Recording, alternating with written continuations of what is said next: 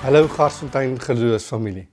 Het is lekker vir my om weer saam met julle vandag tyd in die woord te spandeer. Ons is nog besig met die tema van die verskillende tipe spiritualiteite wat daar is.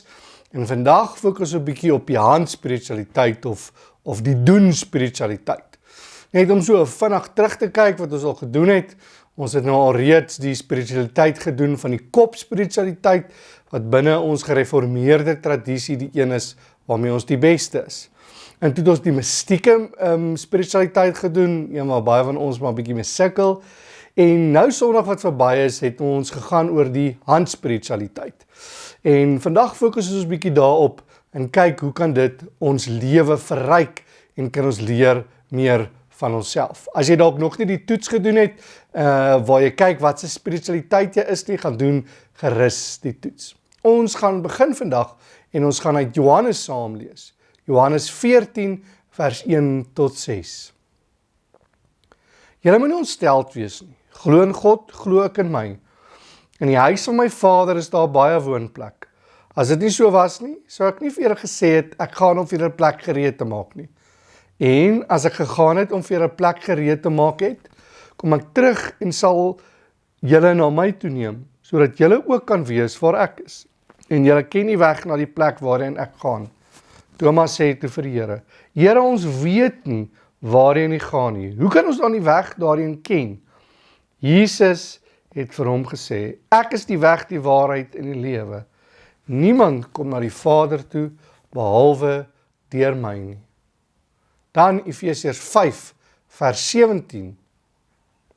Moet daarom nie onverstandig optree nie, maar probeer te weet te kom wat die Here wil dat julle moet doen. En dan die laaste gedeelte kom uit Jakobus uit, Jakobus 1 vers 22. Maar wees daders van die woord en nie net hoorders wat julle self bedrieg nie.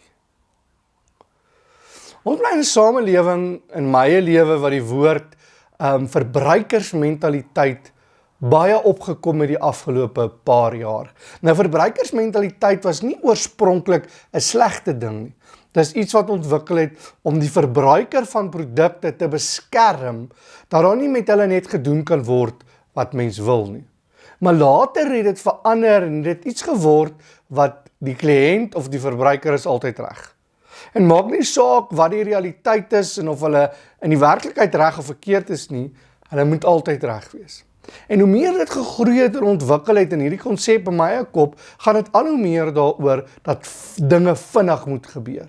Die verbruiker wil hê nou, ek soek vinnige oplossings, dit moet nou gebeur. Ek weet in my eie lewe was ek ook al so gewees. En as dit kom by die doen spiritualiteit, sien ons byvoorbeeld dat Moses een van daardie persone was. Hy het gesien hoe 'n Egiptenaar, 'n Hebreëse slaaf, slaan met 'n sweep. En sonder om te dink het hy dadelik gedoen. Hy het moord gepleeg. Petrus was ook so iemand gewees wat vinnig gedoen het. Toe Jesus gearresteer is, het hy vinnig gekom en met 'n swaard die oor afgekap. Hy het gedink, hy het nie gedink nie. Hy het eers gedoen en dan het hy gedink. Nou, dade wat ek en jy doen, moet bevestig word in God se wil. So deel van die doen spiritualiteit is, jy moet by God uitkom. En dit doen ons deur gebed en deur die Bybel te lees. Daai kopgoed ook, want hierdie goed werk alles saam met mekaar. Dan moet ons stil word en rustiger besluite neem. Dit moet ook nie 'n verskoning wees dat ons nooit besluit wat ons doen nie en dan op die einde van die dag net eenvoudig niks doen nie. Iewers moet dit wat jy glo oorgaan in dade. En alles spiritualiteite moet op die einde van die dag oorgaan in dade. Anders beteken die verhouding wat jy bou met God en die verhouding wat groei met God niks nie. En Jakobus leer ons baie goed van dit, wat Jakobus sê, dat woorde sonder dade is leeg. Dis eenvoudig net so, dis dol leeg. En ons dink baie keer dat die doen goed, dat die handgoed wat ons moet doen, en God dit te beleef, moet die groot goeders wees. En dis 'n fout.